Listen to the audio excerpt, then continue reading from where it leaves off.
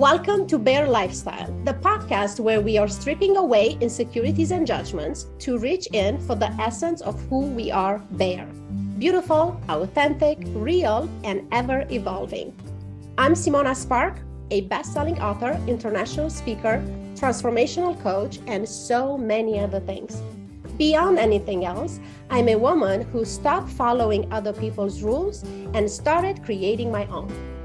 I am so excited to invite as a co-host someone whom I'm not only fell in love with and admire, but also I'm inspired and fascinated by him, his stories, and the way he sees the world. My significant other, Tim. Welcome, babe. Thank you, Simona. I'm excited and a little nervous to be invited into the Bear space. I'm so inspired by you, the first person I've ever dated whose biography I can read. You've become my lover and my muse, and I'm looking forward to exploring what we have together. So a little bit about me. I'm an explorer of life, a yoga teacher and musician with a side gig saving the world. That's me. Wonderful. In this season, we want to talk about taboo topics through the lens of two people dating, redefining romance while living on opposite sides of the world. We decided to do so as we go, so we can capture the raw moments in the present and share them with you. Please join the conversation by leaving your comments, insights, and questions in the comment box or DM us on Instagram at Bear Lifestyle Show. Thanks for listening.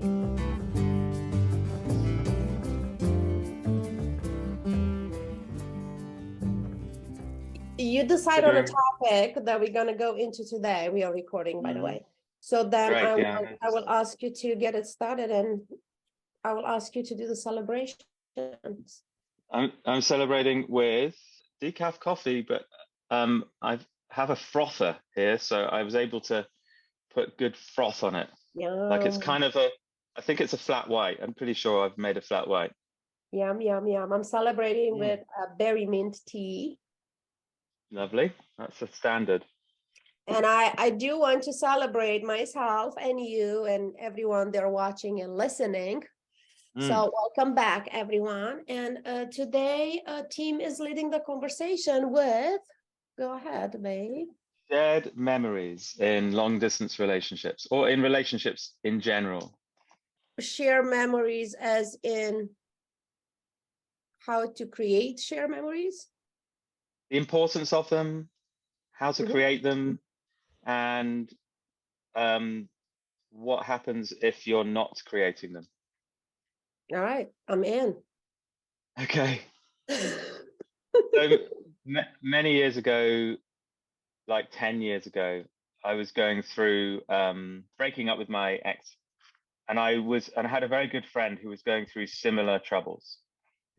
We both traveled a lot. So me and my ex traveled a lot, and also my friend, she was in a relationship where they both traveled a lot as well. And so they spend a lot of time apart.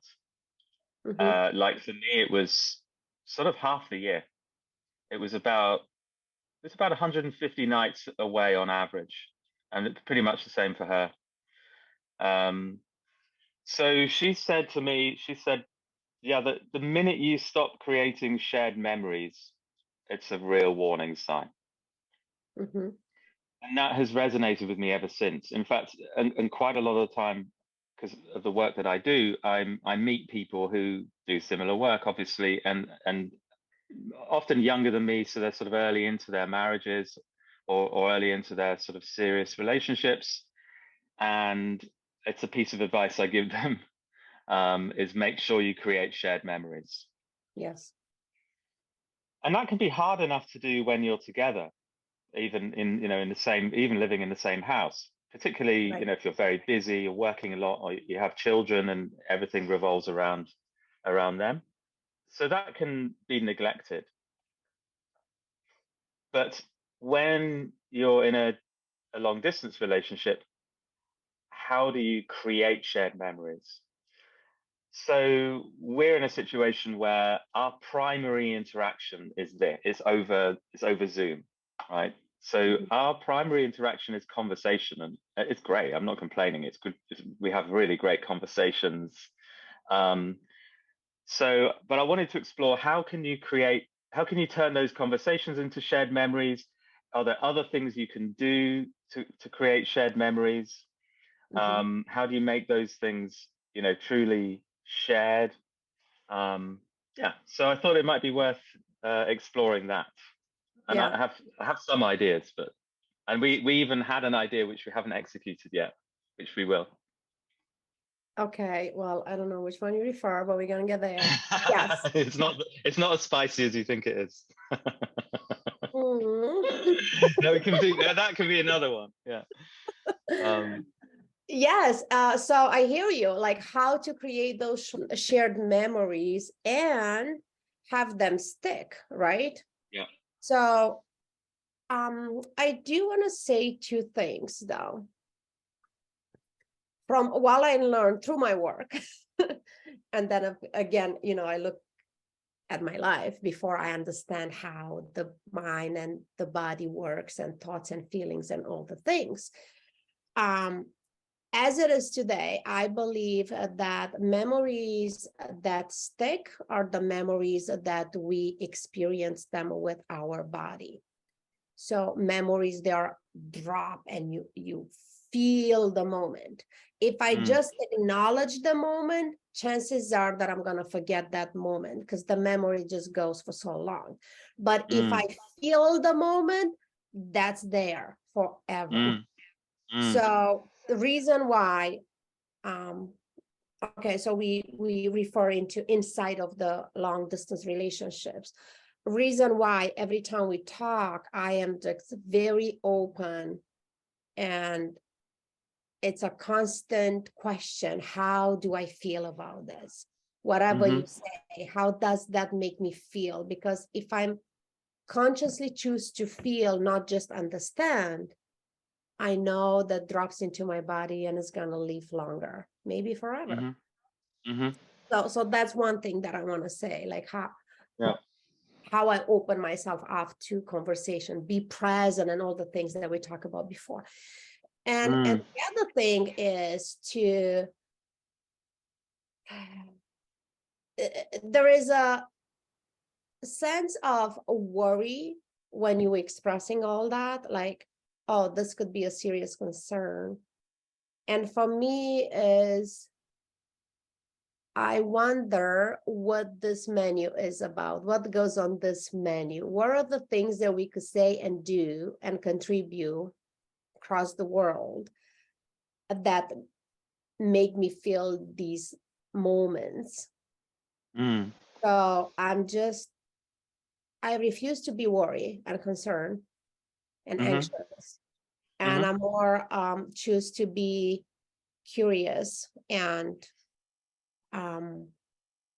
like share with you what's happening, right? As we text throughout the day and night. And I think that's the beauty of being in the different time zones, because when I wake up in the morning, I have a series of things because it's daytime there or the other way around.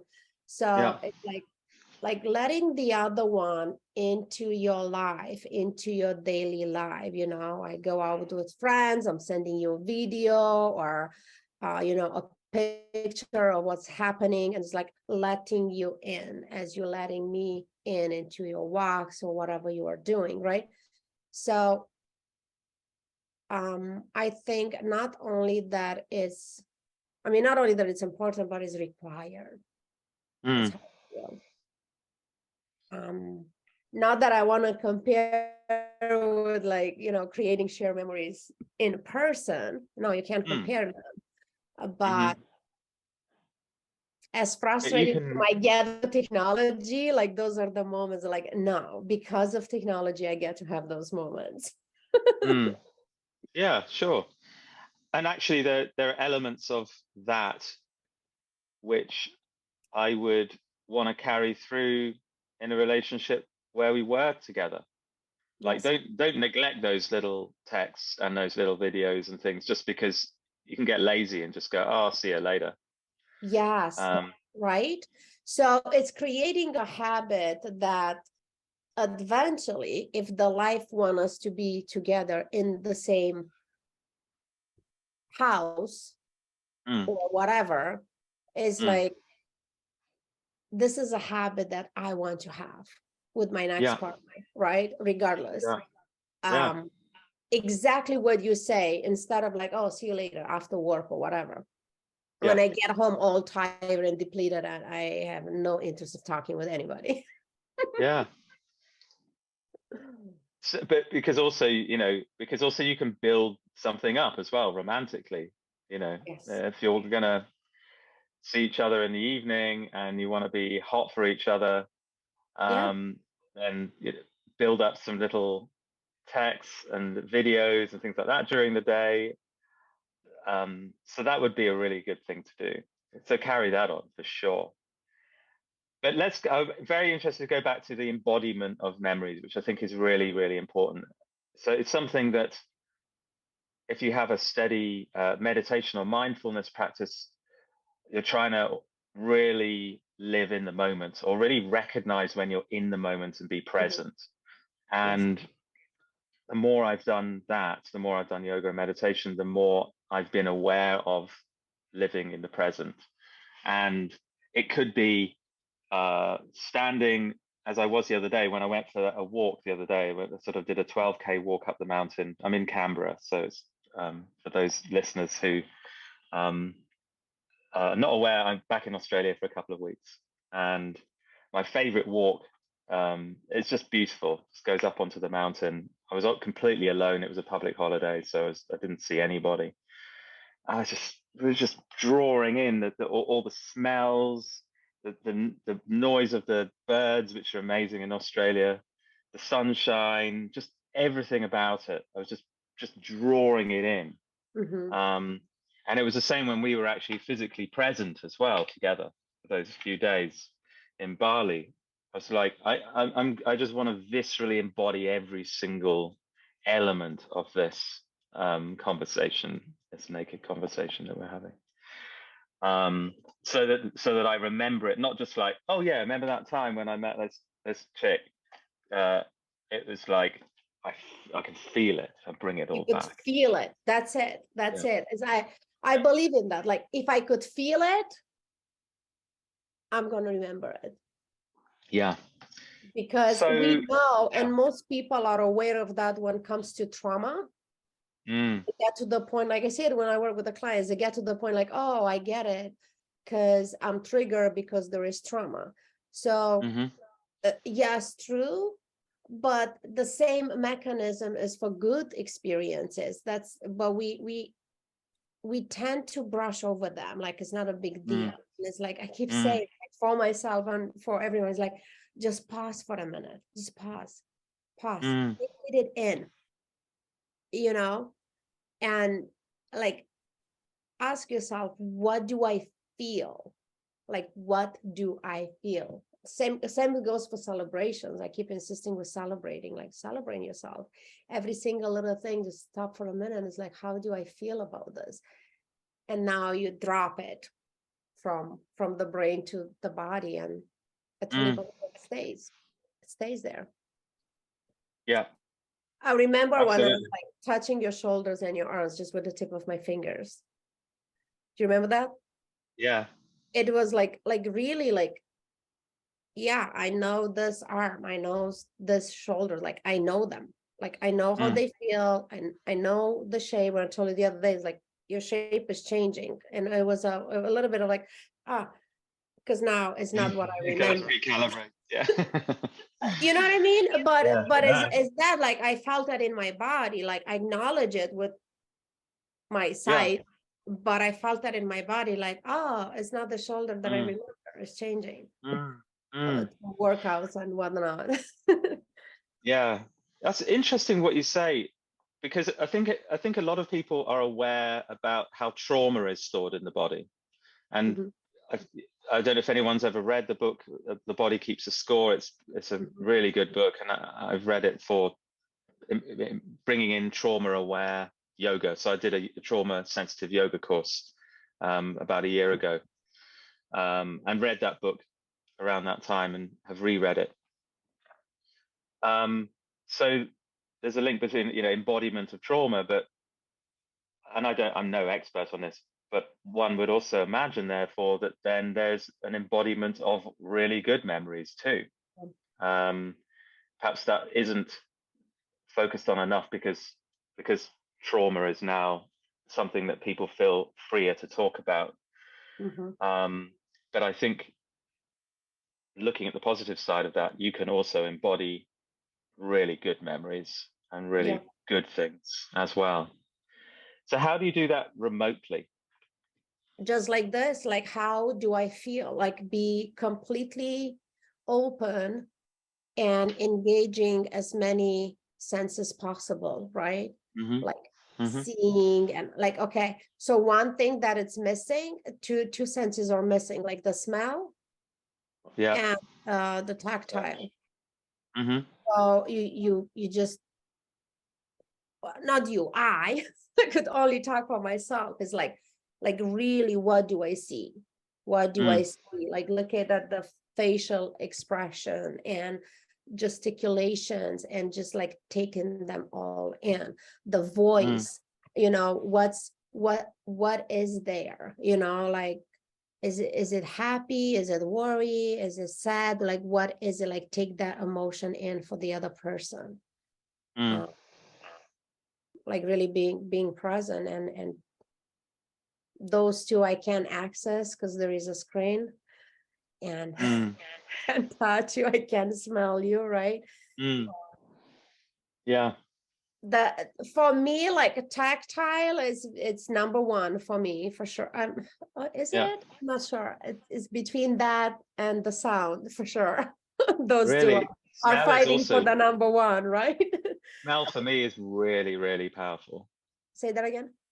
Smell, olfaction I is know. really, really powerful for me. You know, but it's like what I'm hearing and the voice, and that's why I like you when you do a voice message. You don't do that much, but I appreciate the Marco Polo. And when you sing, like, when you sing, it's a different emotion than when you talk with me. So I differentiate the two, and I take them in as two different parts of your identity. It uses a different part of your brain when you sing, which is why people with Tourette syndrome can often sing without tics, for example. And people with stutters often can sing without stuttering, because it acts as a different part of your brain, your emotional center. Yeah. Be my answer, like, engage as many senses as possible, you know, because as you just have a conversation with your significant other, regardless how far or how close you live from each other, and you're just on a phone call, you know, like, it's another reason why I like to do video call, because then I can engage two different senses. Like, for me, is like, how can I, what is the medium that I could engage as many senses possible, so I could take this experience in. That's what I remember. I talk in one of my trainings. I don't know if I mentioned it here at the podcast, but most likely I mentioned it to you. People talk a lot about, when they explain emotions and memories and body memories, the most common example is your first kiss, right? And I shared, and I'm sharing again, so for those that hear it before, just bear with me if I'm repeating myself. I don't remember much about my first kiss. I know the guy. I don't necessarily remember his face. It was a kiss, nothing fascinating about it. That's it. Yeah, that was my first kiss, right? But the second one, I won't forget it, even if I live 1,000 years. Because I was in it. Like, I could describe everything about that guy.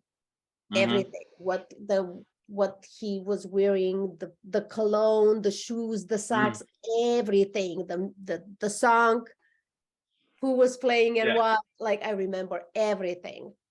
The taste, everything. Why? Because I was in love in that moment. So I was completely open, and I really took that kiss in. So it was 30 years ago, and I will never forget it. Yeah. That man doesn't mean anything for me anymore, but I remember that. Why do I remember? Because all my senses was in it. And drop it to my body is there. Yeah. Yeah. So, but I've forgotten about it, right? When I start this work and I look into like what embodiment and is whatever, then I start to look back. It's like, what do I remember? And as I said, discover it with trauma. And then it's like, okay, let's look at good things. And now that I know that, and now that I know that it's true for me, I get to live life differently. And you know what? What's another powerful thing in it is how to filter the things that I don't like to penetrate. Can you elaborate on that statement? Yeah, I mentioned briefly, like with dating last time when I said just get up and leave because I don't want to waste my time and my energy. Underneath of that is I don't want to take in a bad experience because I'm no longer available for trauma. And if I don't remove myself from a situation, that I self-traumatize. Right. Because at this point, it's on me. Like, I can't blame, oh, you hurt my feelings. Like, no, people will do what people will do. So I have the power to protect myself. How do I take that in or not? If I take it in and it's bad, I self-traumatize. So I'm very conscious of like just saying, I need my space.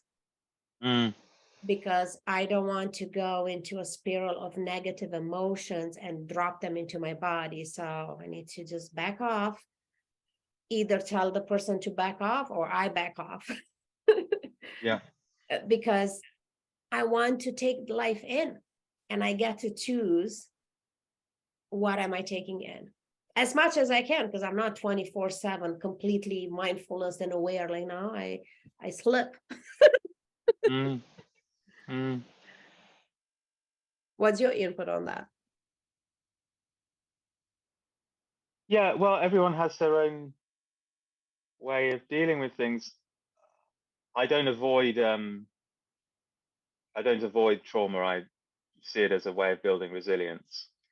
So I would, if I found myself in a bad date, I would just go, I'm just gonna carry on with it because it might turn out to be something interesting, or might teach me a lesson in how to, I don't know, how to say no, or how to say goodbye politely, or not feel rejected, Right. for example. You say the word avoid, and that's a very loaded word because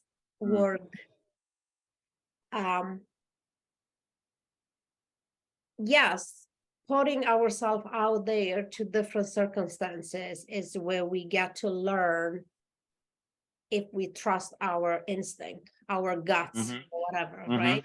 You get that discomfort, and most likely, at least for me, it started with just people pleasing. I'm just gonna sit there and be nice, right? And then it's going into a phase of like, what can I say? What should I say or do to avoid a conflict, or because I'm uncomfortable. And that it's another other space where I just trust my instinct, like this is not it. And just say just that, this is not it. And leave, right? Because you can't take power away from people. It's like that. I'm setting the boundaries for me. And I have to trust that the other person can, manage their own emotions. And if they can, it's not my responsibility, really. So now when it's in a relationship, is to have their agreement of like, I need a space. I'm not avoiding anything. And to know, and we have that experience, which will be interesting to do an episode on it, and to know that I'm not letting things unclarified. I still want to have the uncomfortable conversation, but I want to come from a place of, I know where I'm at. I clean up some negativity as much as I can, because I just want to have a conversation, not avoiding it. Yeah.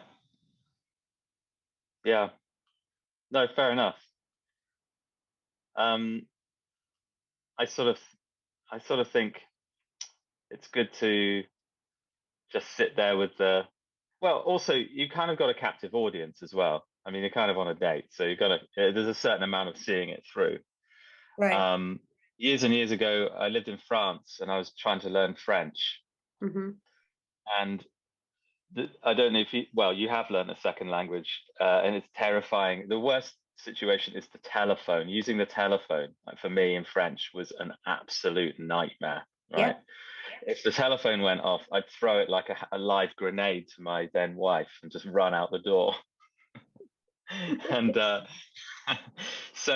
but we would get these like telemarketing calls, and they were often from people, because in France they often use call centers in West Africa, much like in Britain they use them in Australia they use them in India. So in France they're like Senegal and places like that because they speak French. So I'd get these calls and I'm like, well, these guys are going to want to keep me on the phone as long as possible. So I'm just going to practice. I'm using it as French practice. Yes. And so it's kind of the same with a date, even though if it's not a date, you're going to, you just haven't met the love of your life. But I'm like, I've got someone there, we can have a drink. At least I can be curious. I can get to practice active listening, things like that, For sure.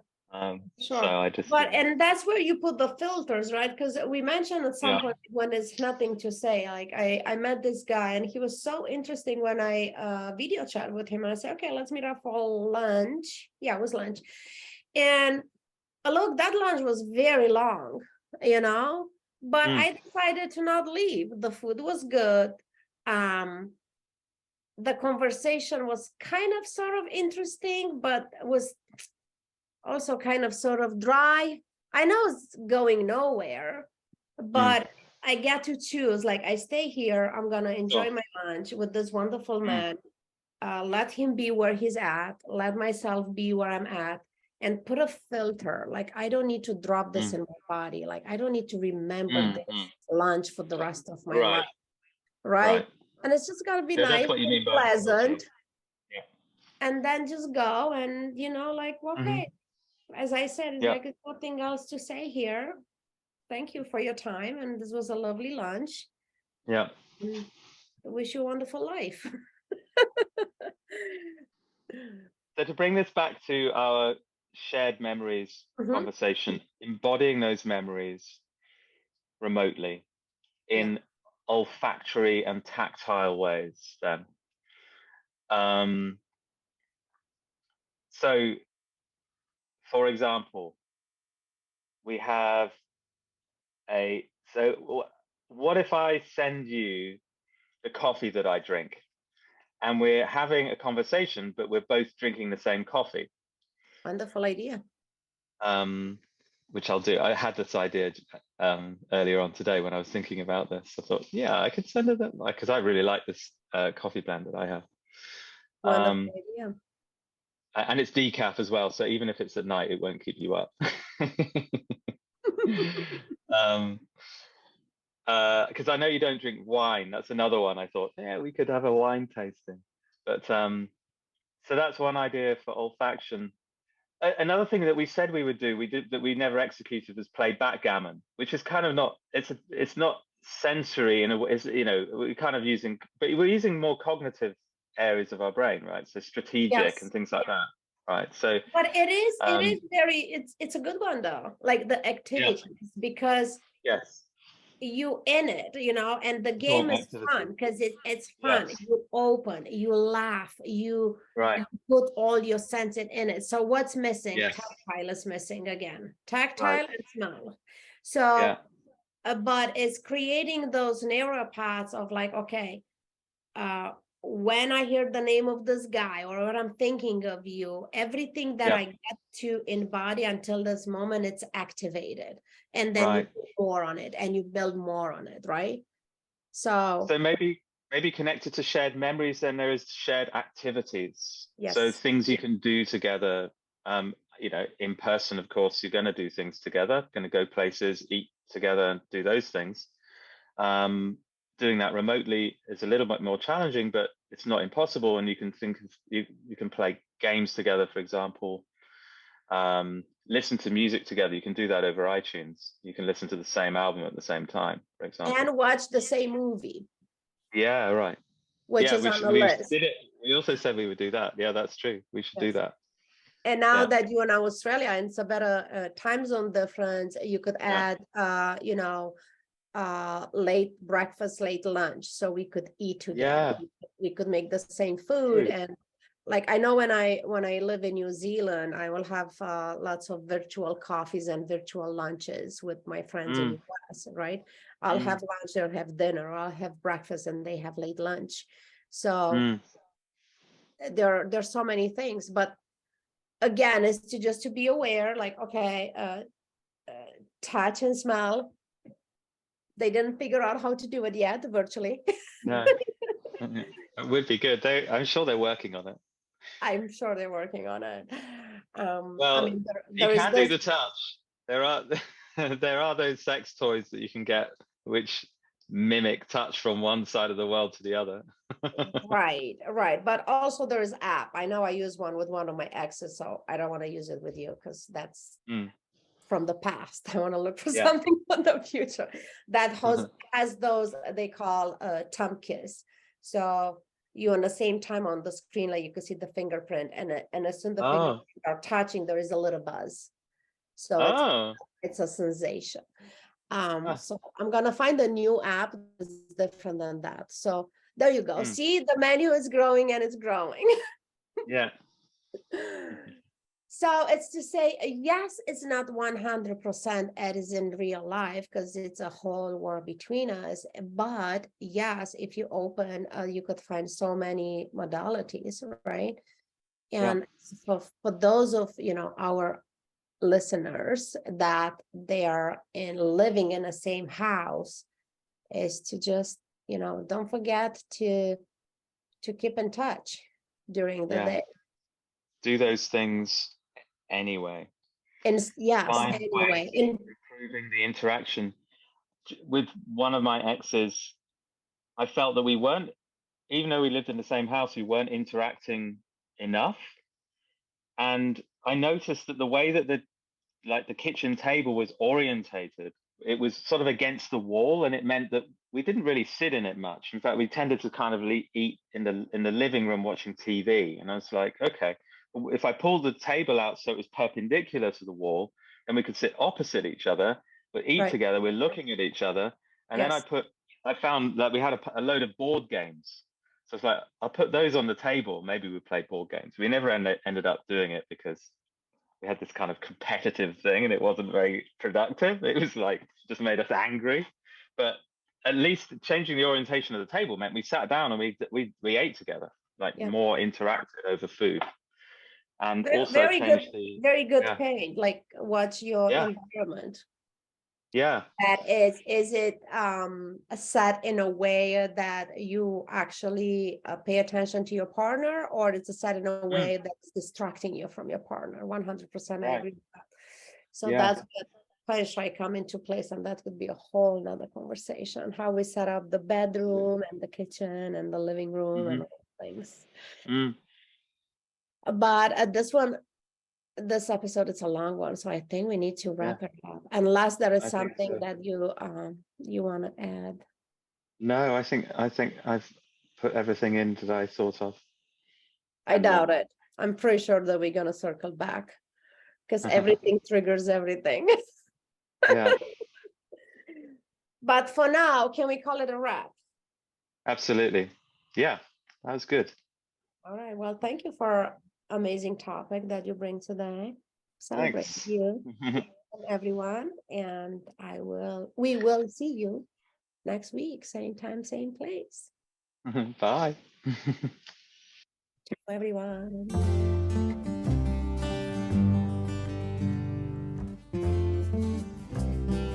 Thank you for tuning in today. Please follow, rate, and review your favorite episode and share it with your friends. We'd love to hear from you, what inspired you, what triggered you, and what interested you. We can't wait to have you back. Till then, be Bare. Beautiful, authentic, real, and ever evolving.